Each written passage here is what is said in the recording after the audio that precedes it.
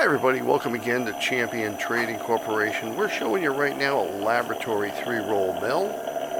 This particular one is made by Anthony Manufacturing in Lindenhurst, New York. And as most of you probably know, this is actually an exact copy of the 2-inch by 5-inch Ross 3-roll mill. It's a 3-phase motor, but it's operating on 120 volt. That's achieved through the AC frequency controller here. And we're going to turn the speed up a little bit for you. This is by AC Tech. It's a US made controller. Has a safety here.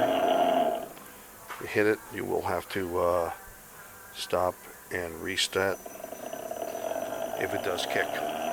We left the original lines on here because they have a little nice garden hose connection. It does have cord rolls if you're going to be cooling them. Of course, the end plates are here have to be mounted.